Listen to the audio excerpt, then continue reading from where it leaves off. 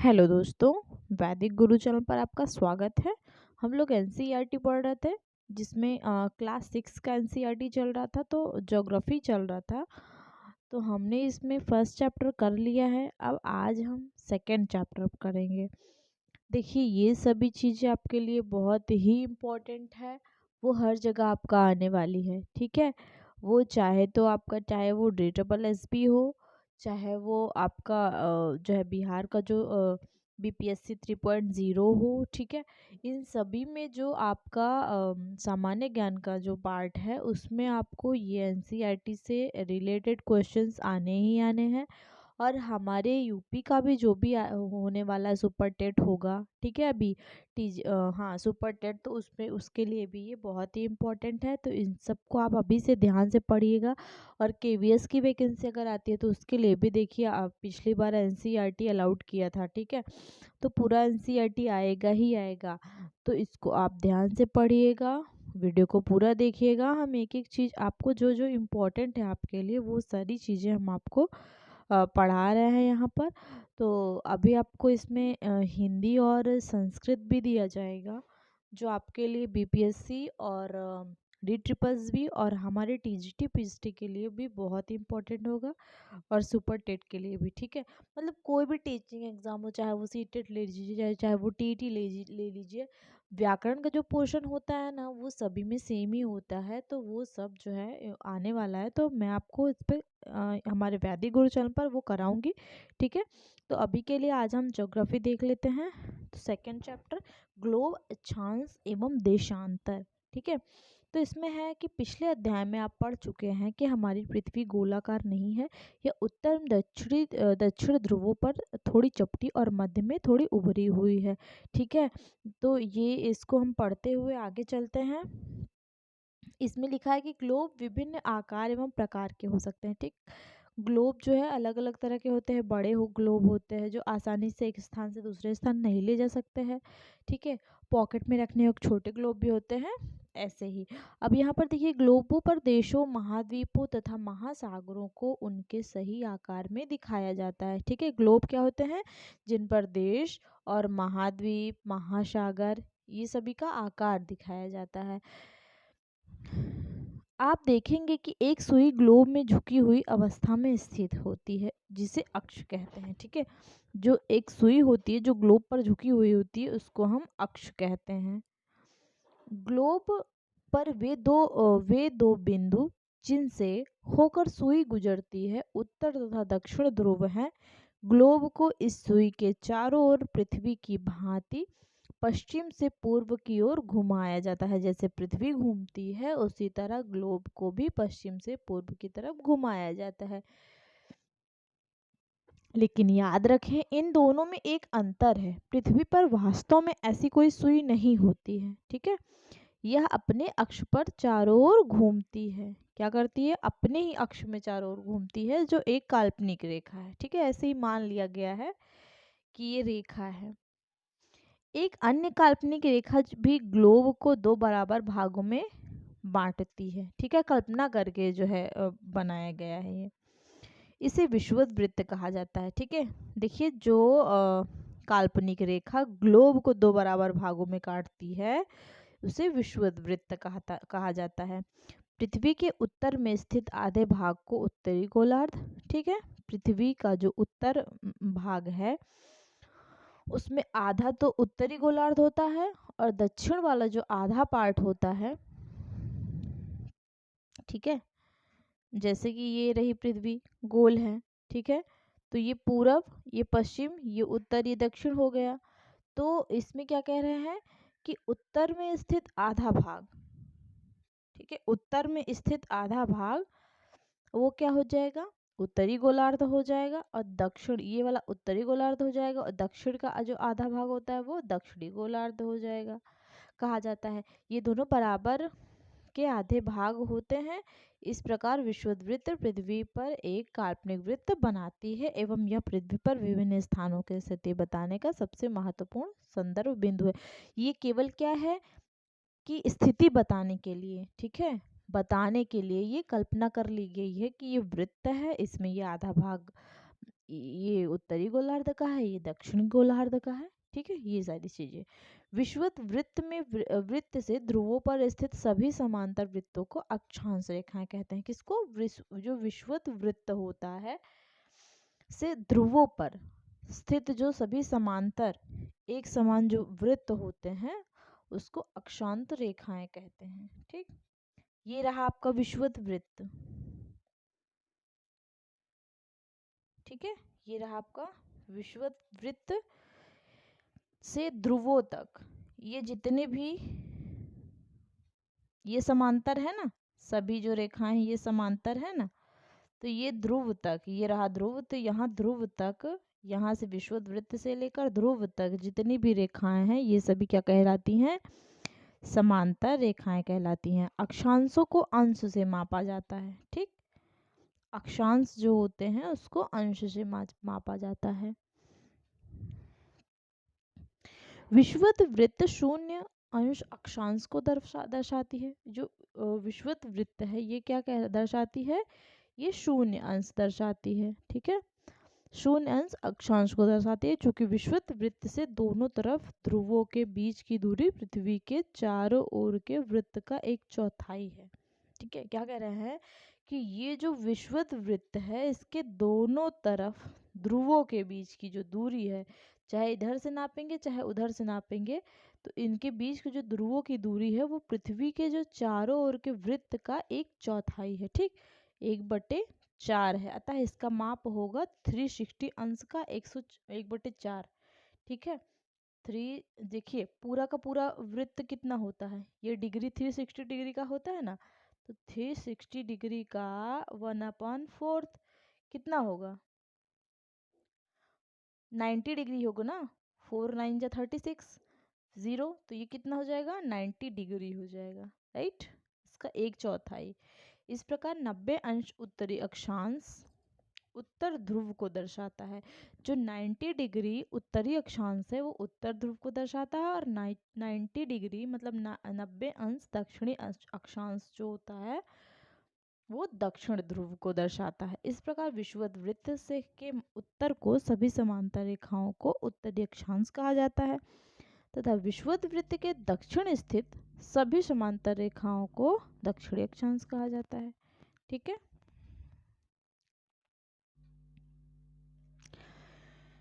इसलिए प्रत्येक अक्षांश के मान के साथ उनकी दिशा यानी उत्तर या दक्षिण को भी लिखा जाता है। सामान्यतः उसे उत्तर या दक्षिण अक्षर से व्यक्त किया जाता है। कैसे? उ और द, ऐसे जो है उनको व्यक्त किया जाता है उत्तर दक्षिण को। इसमें कह रहे हैं कि महाराष्ट्र में चंद्रपुर एवं ब्राजील में बेलो होरिजोंट दोनों एक ही अक्षांश 20 अंश पर स्थित हैं। ठीक है, कितने पर? 20 डिग्री पर। यहाँ पर देखिए आपको जो बता रहे थे ना विषुवत वृत्त, विषुवत वृत्त जो होती है वो किसको? 0 डिग्री को दर्शाती है। ठीक है, ये रहा आपका विषुवत वृत्त हो गया 0 डिग्री, और जो यहाँ पर ये उष्णकटिबंधीय है। ठीक है, उष्णकटिबंध है, तो ये कर्क रेखा जो है वो 23.5 डिग्री उत्तर की तरफ है, उत्तरी। ठीक है, और ये जो है उत्तर ध्रुव वृत्त है, ये उत्तरी शीत कटिबंध वो 66.5 डिग्री पर है। ठीक, और इसी तरह यहाँ पर जो मकर रेखा देखिए, कर्क रेखा और मकर, कर्क रेखा क्या है? 23.5 डिग्री उत्तर की तरफ है, और ये मकर रेखा कहाँ है? 23.5 डिग्री दक्षिण की तरफ है। ठीक है, 23.5 डिग्री दक्षिण की तरफ क्या है? मकर रेखा है। 23.5 डिग्री जो है कर्क रेखा क्या कहाँ है? वो 23.5 डिग्री कर्क रेखा है। ठीक, और देखिए यहाँ पर जो है उष्णकटिबंध है, और विषुवत वृत्त किसको दर्शाता है? ये 0 डिग्री को दर्शाता है। ठीक है, विषुवत वृत्त को दर्शाने वाला जो होता है वो 0 डिग्री होता है। यहाँ पर देखिए दक्षिणी ध्रुव वृत्त है ये। ठीक है, दक्षिणी शीत कटिबंध ये 66.5 डिग्री होता है, और यहाँ पर उत्तर की तरफ जो होता है वो भी उत्तरी ध्रुव वृत्त और उत्तरी शीत कटिबंध वो 66.5 डिग्री पे होता है। ठीक है, अब इसी को देख लीजिए, इसको उत्तर ध्रुव उत्तरी ध्रुव कहते हैं, और ये आपका दक्षिणी ध्रुव हो गया। ठीक है,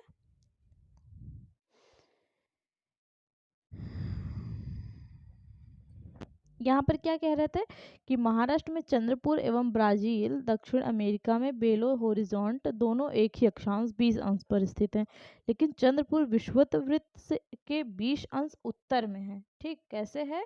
विषुवत वृत्त जो है इसके जो है उत्तर, ऊपर की तरफ है। ठीक, उत्तर में है। और हॉरिजॉन्ट विषुवत वृत्त जो है वो दक्षिण की तरफ। हॉरिजॉन्ट किधर है? दक्षिण की तरफ। और चंद्रपुर विषुवत कितना है? ये 20 डिग्री उत्तर की तरफ है। ठीक है, अब यहाँ पर चंद्रपुर 20 डिग्री उत्तरी अक्षांश पर तथा बेलो हॉरिजॉन्ट 20 डिग्री दक्षिणी अक्षांश पर स्थित है। ठीक, अब यहाँ पर देखिए महत्वपूर्ण अक्षांश रेखाएं जो अभी मैंने आपको यहाँ पर पढ़ाया ना, वही इसमें है कि विषुवत वृत्त जो है वो 0 डिग्री को दर्शाता है, उत्तरी ध्रुव 90 डिग्री हो गया तथा दक्षिणी ध्रुव 90 डिग्री हो गया। ठीक है, इसके अतिरिक्त 4 महत्वपूर्ण अक्षांश समांतर रेखाएं और भी हैं। कौन कौन सी हैं वो? उत्तरी गोलार्ध में कर्क रेखा, हमने बताया कर्क रेखा 23.5 डिग्री उत्तर की तरफ जो होती है वो कर्क रेखा होती है। ठीक, और दक्षिणी गोलार्ध पर जो मकर रेखा होती है 23.5 डिग्री वो दक्षिण की तरफ होती है। ठीक, देखिए उत्तर की तरफ जो 23.5 डिग्री होता है वो कर्क रेखा होता है, और दक्षिण की तरफ जो मतलब 23.5 डिग्री होता है वो मकर रेखा होती है। तीसरा जो है विषुवत वृत्त में 66.5 डिग्री उत्तर में उत्तर ध्रुव वृत्त है, और यहाँ पर विषुवत रेखा के जो 66.5 डिग्री दक्षिण की तरफ है। देखिए 66.5 डिग्री तो आप समझ गए, अब लेकिन जो उत्तर की तरफ उसको उत्तरी ध्रुव कहते हैं, दक्षिण तरफ जो है वो दक्षिणी ध्रुव कहते हैं। ठीक, बीच का जो होता है 0 डिग्री वो विषुवत रेखा दर्शाता है। ठीक, विषुवत रेखा पृथ्वी के, इसके बाद देखिए पृथ्वी के ताप का निबंध, कर्क रेखा और मकर रेखा के बीच के सभी अक्षांशों पर सूर्य वर्ष में एक बार दोपहर में सिर के ठीक ऊपर होता है। ठीक, इसलिए इस क्षेत्र में सबसे अधिक ऊष्मा प्राप्त होती है तथा इसे उष्णकटिबंध कहते हैं। हमने अभी ऊपर देखा ना, कहाँ गया उष्णकटिबंध? देखिए इसमें ये रहा विषुवत रेखा के पर और नीचे ये जो है ये पूरा क्षेत्र ये जो है वो उष्णकटिबंध कहलाता है, क्योंकि सिर के ऊपर मतलब डायरेक्ट यहाँ पर सूर्य की ऊष्मा पड़ती है इसलिए। कर्क रेखा तथा मकर रेखा के बाद किसी भी अक्षांश पर दोपहर का सूर्य कभी भी सिर के ऊपर नहीं होता है। ध्रुव की तरफ सूर्य की किरणें तिरछी होती हैं। ठीक है, वो जो हमने आपको अभी बताया ना कि ये जो उत्तरी ध्रुव और दक्षिणी ध्रुव, तो उधर रेखा कैसी पड़ती है? वो सीधी नहीं पड़ती है, वो तिरछी पड़ती है। ठीक है, वो तिरछी पड़ती है। ये जो आपका उत्तरी ध्रुव हो गया, ये दक्षिणी ध्रुव हो गया, तो कैसे यहाँ पर जैसे ये बीच में सूर्य है तो ये इधर तिरछी पड़ती है। ठीक है, सीधी नहीं पड़ती है। ध्रुव की तरह सूर्य की किरणें तिरछी होती जाती है। इस प्रकार उत्तरी गोलार्ध में कर्क रेखा एवं उत्तर ध्रुव वृत्त तथा दक्षिणी गोलार्ध में मकर रेखा एवं दक्षिण ध्रुव वृत्त के बीच आने वाले जो क्षेत्र का तापमान मध्यम रहता है, इसलिए इसे शीतोष्ण कटिबंध कहते हैं। ठीक है, शीतोष्ण कटिबंध कहते हैं इसको। क्या कहते हैं? शीतोष्ण कटिबंध। ये रहा देखिए दक्षिणी शीतोष्ण कटिबंध और उत्तरी शीतोष्ण कटिबंध। कर्क रेखा के ऊपर है, ये मकर रेखा के नीचे है। ठीक है, इसके बाद देखिए उत्तरी गोलार्ध में उत्तर ध्रुव वृत्त एवं उत्तरी ध्रुव तथा दक्षिणी गोलार्ध में दक्षिण ध्रुव वृत्त एवं दक्षिणी ध्रुव के बीच के क्षेत्र में ठंड बहुत होती है, क्योंकि यहाँ सूर्य क्षितिज से ज्यादा ऊपर नहीं आ पाता है। ठीक है, इसलिए ये शीत कटिबंध कहलाता है। क्षितिज क्या होता है? जिसे हम दूर से देखते हैं ना, हमने जब दूर से देखा तो हमें आसमान और धरती जैसे दिखता है कि दोनों पास आ गए हैं। ठीक है, तो वही क्षितिज होता है। इसमें कह रहे हैं क्यों ठंड पड़ती है? क्योंकि वहाँ पर जो है सूर्य की किरण सीधी नहीं पड़ पाती है, वो क्षितिज रूप में पड़ती है, थोड़ी थोड़ी पड़ती है, इसलिए यहाँ पर जो है ठंड बहुत ज़्यादा होती है, इसलिए इसे शीत कटिबंध कहलाते हैं ये। ठीक है, अब यहाँ पर देखेंगे हम देशांतर क्या है।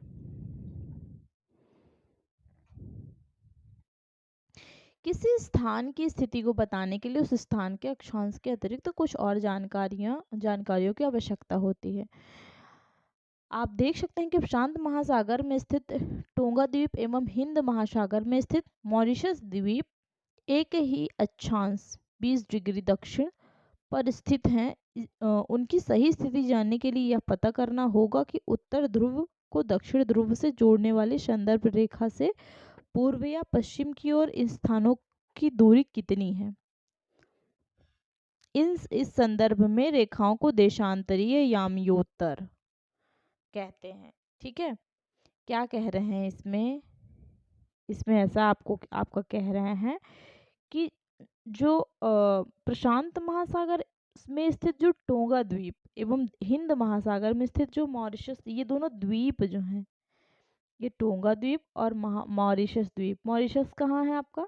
हिंद महासागर में है, और टोंगा कहाँ है? प्रशांत महासागर में है। तो ये एक ही अक्षांश पर 20 डिग्री दक्षिण पर ही स्थित है, और उनकी सही स्थिति को जानने के लिए यह पता करना होगा कि उत्तर ध्रुव में को दक्षिण ध्रुव से जोड़ने वाली संदर्भ रेखा से पूर्व या पश्चिम की ओर इन स्थानों को की दूरी कितनी है। ठीक है, उन दूरी को पता करना होगा, और इसी को क्या कहा जाता है? देशांतरी याम्योत्तर कहा जाता है। तथा इनके बीच की दूरी को देशांतर के अंशों में मापा जाता है। प्रत्येक अंश को मिनट में तथा मिनट को सेकंड में विभाजित किया जाता है।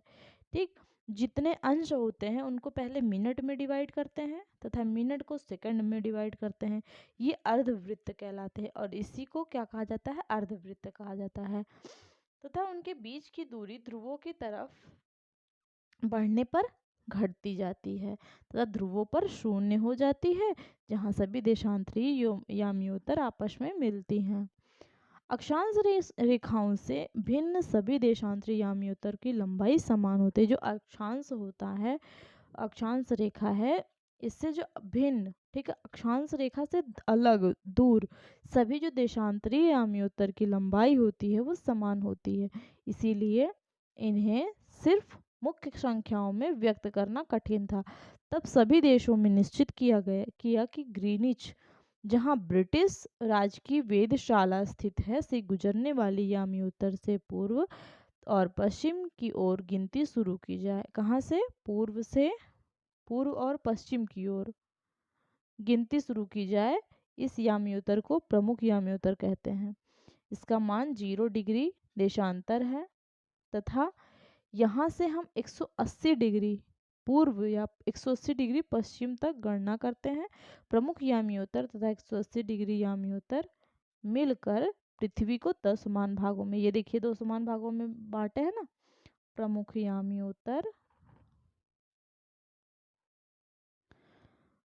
ठीक है,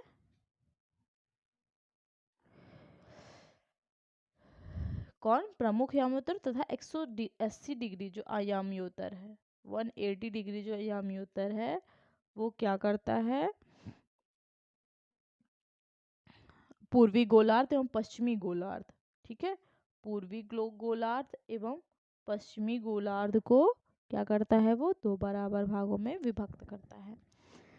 इसीलिए किसी स्थान के देशांतर के आगे पूर्व के लिए अक्षर पू तथा पश्चिम के लिए अक्षर प का प्रयोग होता है। ठीक है, मतलब 180 डिग्री पूर्व और 180 डिग्री पश्चिम हो जाएगा। 180 डिग्री पूर्व, 180 डिग्री पश्चिम।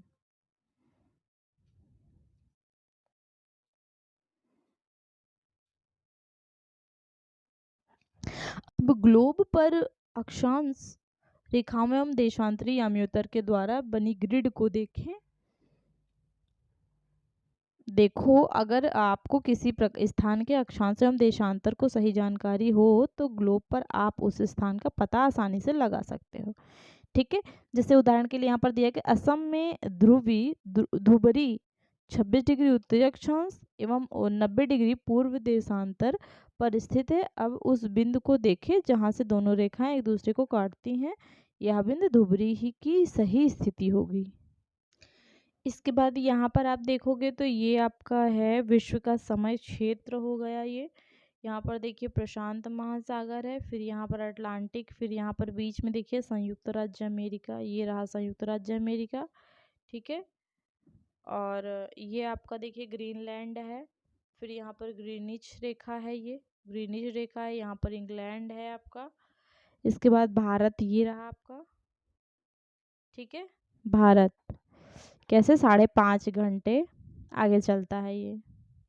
हिंद महासागर है ये, ठीक है, ये चाइना है और ये प्रशांत महासागर है, ठीक है। तो ये रहा आपका विश्व का समय क्षेत्र। अब आगे की तरफ देखते हैं। अम,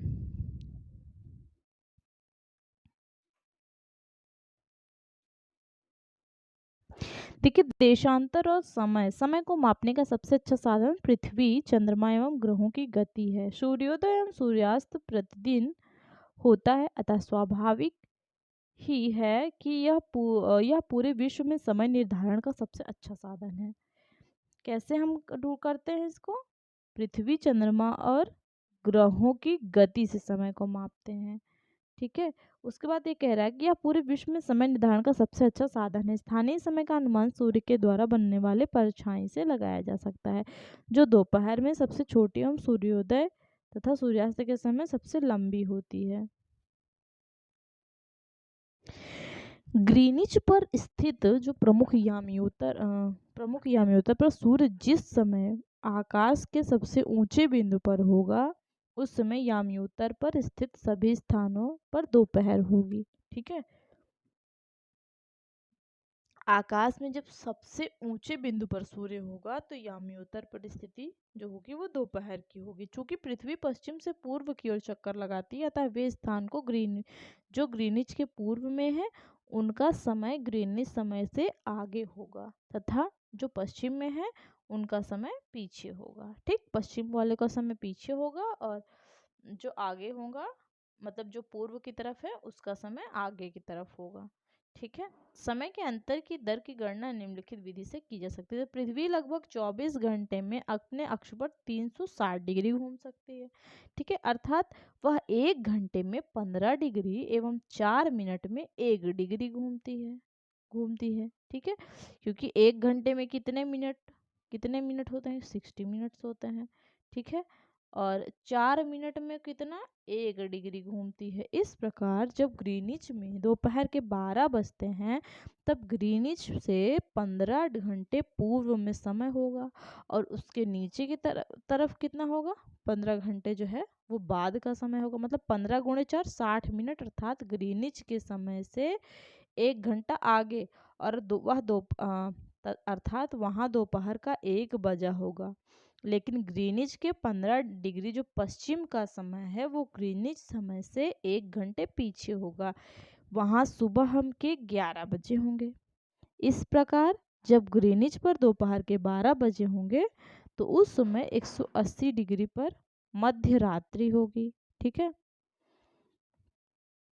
किसी भी स्थान पर जब सूर्य आकाश में अपने उच्चतम बिंदु पर होता है दोपहर में, उस समय घड़ी में दिन में 12 बजते हैं। इस प्रकार घड़ी के द्वारा दिखाया गया समय उस स्थान का स्थानीय समय होगा। आप देख सकते हैं कि दिए गए देशांतरी याम्योत्तर पर सभी स्थानों का स्थानीय मान समान है। देखिए, ये रहा ग्रीनिच, इसके या इधर जो होगा वो पीछे की तरफ, ये क्या होगा? आगे की तरफ, ठीक है। अब यहाँ पर वो कह रहा था ना कि इसमें स्थानीय मान समान है, तो यहाँ -1 है तो यहाँ +1 है, ठीक है। ऐसे ही ये स्थानीय मान इसका समान होगा। देखिए, इसमें क्या कह रहा है कि बहुत से देशांतरों से होकर गुजरने वाली रेलगाड़ियों के लिए समय सारणी तैयार करना कठिन होगा। भारत में गुजरात के द्वारका तथा असम के डिब्रूगढ़ के स्थानीय समय में लगभग 1 घंटा 45 मिनट का अंतर होगा। इसलिए यह आवश्यक है कि देश के मध्य भाग से होकर गुजरने वाली किसी याम्योत्तर के स्थानीय समय का को देश का मानक समय माना जाए। इस याम्योत्तर रेखा के स्थानीय समय को पूरे देश का मानक समय माना जाता है। भारत में 82.5 डिग्री पूर्व को मानक याम्योत्तर माना जाता है, ठीक। मानक याम्योत्तर किसको माना जाता है? ये देखिए, मानक याम्योत्तर 82.5 डिग्री पूर्व को मतलब मानक यामोत्तर माना जाता है। इस यामोत्तर के स्थानीय समय को पूरे देश का मानक समय माना जाता है। इसे भारतीय मानक समय के नाम से जाना जाता है, ठीक है। इसके बाद देखिए, भारत ग्रीनिच के पूर्व 82.5 डिग्री पूर्व में स्थित है। ग्रीनिच के पहले जो है 82.5 डिग्री पूर्व में स्थित है तथा यहाँ का समय ग्रीनिच समय से 5 घंटा 30 मिनट आगे है। ठीक है, क्या ये आपका क्वेश्चन जो है एग्जाम में आया हुआ है, सीटेट में कई बार पूछा हुआ है और टेट में भी कि कितने घंटे जो है ग्रीनिच समय से कितने घंटे आगे है। तो ये 5.5 घंटे, जबकि जब लंदन में दोपहर के 2 बजे होंगे तब भारत में शाम के 7:30 बजे होंगे।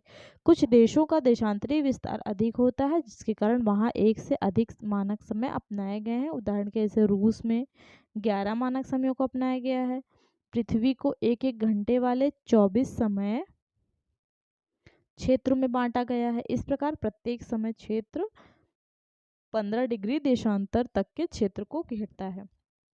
ठीक है, तो ये रहा आपका ये सेकंड चैप्टर। ठीक है, तो इसके बाद अभ्यास प्रश्न है, तो हमने आज इसको पढ़ लिया है। अब बाकी का हम नेक्स्ट क्लास में पढ़ेंगे। इसके बाद आपको हिंदी और संस्कृत की भी क्लासेस दी जाएंगी। हमारे वैदिक गुरु चैनल पर आप बनी रहिएगा। चैनल को लाइक, सब्सक्राइब और शेयर ज़रूर करिएगा। ठीक है, ताकि आगे आपको क्लासेस दी जाती रहे। और तो आज के लिए इतना ही, बाकी का नेक्स्ट क्लास में करेंगे। धन्यवाद।